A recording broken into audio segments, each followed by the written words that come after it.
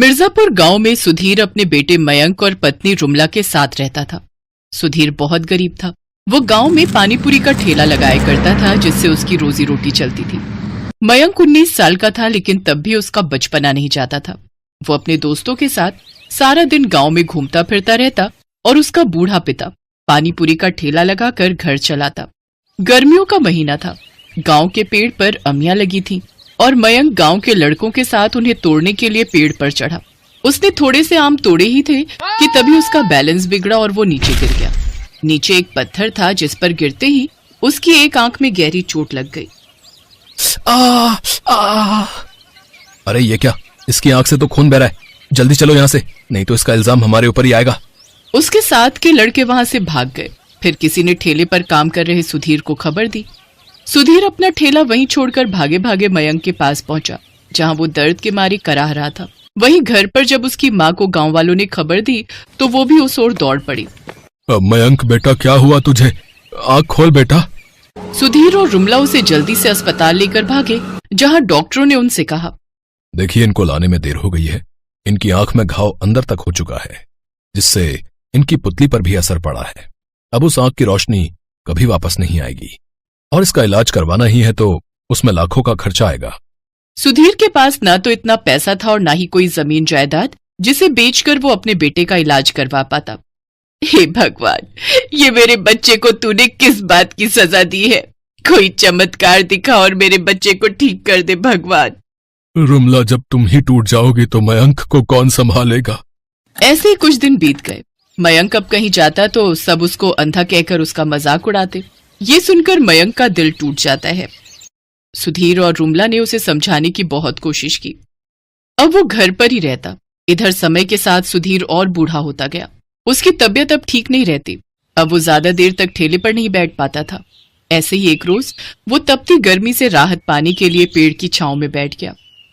थकान के मारे उसकी आंख कब लग गई उसे पता ही नहीं चला, लेकिन जब उसकी आंख खुली तो उसका ठेला चोरी हो चुका था। सुधीर की कमाई का एक जरिया था, अब वो भी नहीं रहा और इसी चिंता में अब वो बीमार रहने लगा और फिर उसने बिस्तर पकड़ लिया।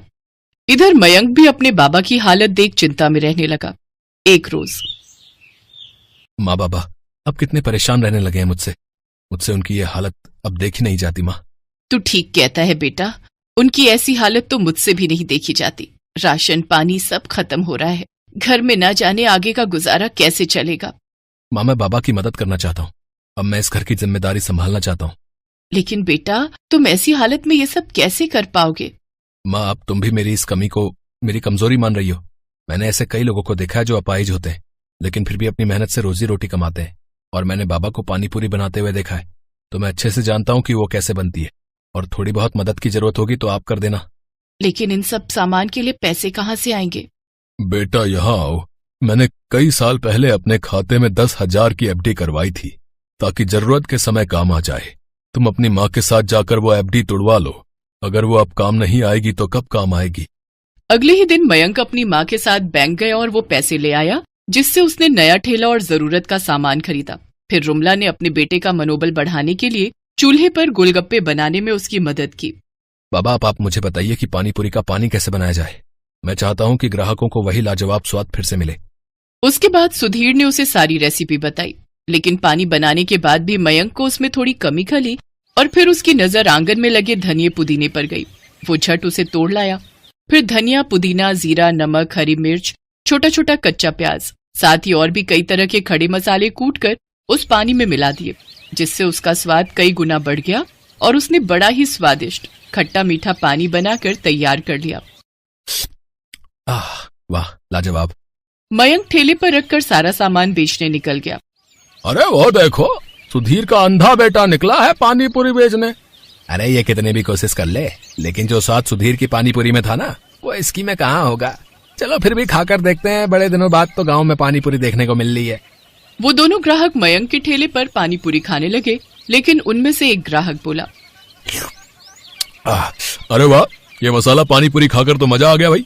सचमुच ये तो सुधीर की पानीपुरी से भी बहुत स्वादिष्ट है। सचमुच भैया, कमाल का स्वाद है इस पानीपुरी में। इससे पहले मैंने इतनी स्वादिष्ट मसाला पानीपुरी नहीं खाई।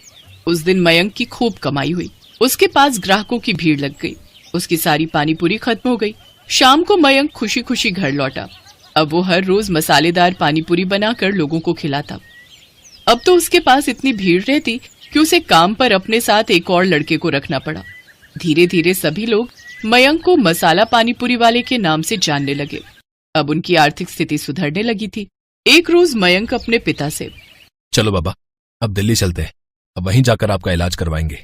नहीं बेटा, मैं तो बूढ़ा हो गया हूं, तू अपने बारे में सोच और अपनी आंख का इलाज करवा। घबराइए मत बाबा, मेरे पास अब इतने पैसे आ गए हैं कि मैं दोनों का इलाज अच्छे से करवा सकता हूँ। दोनों ने दिल्ली जाकर अपना इलाज करवाया। दोनों पिता बेटे एकदम ठीक हो गए। फिर दोनों वापस आकर मसाला पानीपुरी का काम मिलकर करने लगे, जिससे उनकी आमदनी और भी बढ़ गई। अब उनके ऊपर से दुखों के बादल छट गए और वो सब खुशी खुशी एक साथ रहने लगे।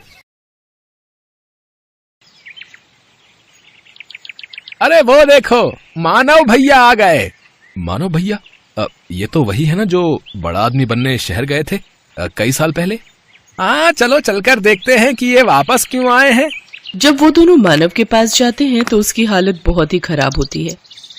अरे मानव भाई, तुम तो शहर बड़े आदमी बनने गए थे ना, फिर आपका ये हाल? अभी ये सब वक्त नहीं है भाई कुछ भी बताने का। हम शहर से 300 किलोमीटर पैदल चलकर आए हैं और हम सब कई दिनों से भूखे हैं। अगर हो सके तो हमें राशन पानी कुछ दिन के लिए उधार दे दो भैया।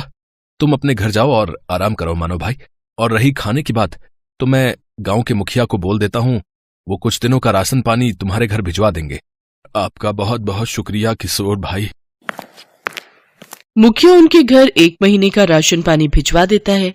सुनिए जी, आखिर कब तक हम इन गांव वालों से छुपा कर रखेंगे कि हम शहर से भागकर क्यों आए हैं?